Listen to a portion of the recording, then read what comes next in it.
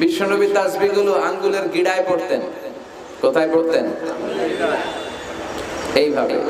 আব্দুল্লাহ ইবনে আমর ইবনে al-As রাদিয়াল্লাহু তাআলা আনহু বর্ণনা করেন, রাআইতু রাসূলুল্লাহ সাল্লাল্লাহু আলাইহি ওয়াসাল্লাম ইয়াকিদু তাসবিহা ফি ইয়ামিনিহি।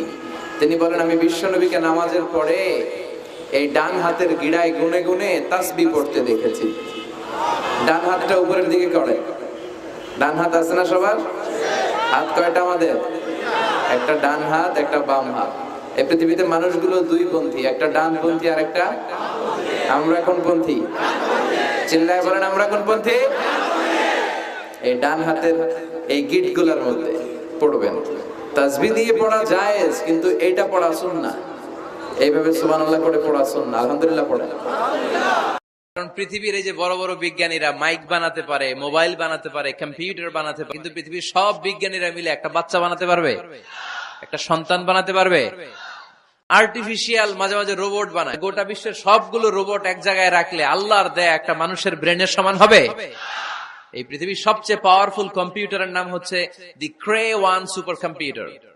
আমেরিকার মিলিটারি বেজে বিভিন্ন ম্যাথমেটিক্যাল ইকুয়েশন ড্র করার জন্য এই কম্পিউটার তারা ইউজ করে। এরকম 10,000 সুপার কম্পিউটার মিলেও একটা হিউম্যান ব্রেইনের সমান হবে না। চিল্লায় পড়েন সুবহানাল্লাহ। ঘরে যারা সুখ শান্তি রাখতে চান, ঘরের মধ্যে কোনো ছবি টাঙিয়ে রাখা যাবে না। যাবে? মূর্তি রাখা যাবে না। যাবে? যে ঘরে মূর্তি আছে, যে ঘরে ছবি টাঙিয়ে রাখা হয়, ওই ঘরে আল্লাহর রহমতের ফেরেশতা প্রবেশ করে। বাড়ি উদ্বোধনের সময় নিজেই সূরা বাকারা দিয়ে বাড়ি উদ্বোধন করবেন। পারা যাবে? নতুন ফ্ল্যাট উদ্বোধন হয় না? নতুন বাড়ি উদ্বোধন হয় না? ইমাম সাহেব হুজুর যখন দোয়া করতে আসবে, হুজুরে বলবেন, হুজুর একটু সূরা বাকারা তেলাওয়াত করেন। পারা যাবে?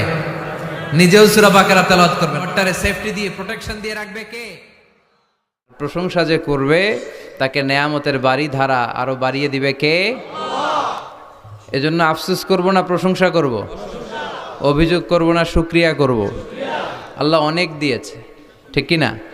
আল্লাহ বলে, আমার ইবাদত যদি করতে পারো, দুইটা জিনিস দিয়ে আমি তোমাদেরকে ধন্য করব। এক হলো ক্ষুধার সময় খাবার দিব, দুই হলো বিপদের সময় নিরাপত্তা দিব। আল্লাহু আকবার।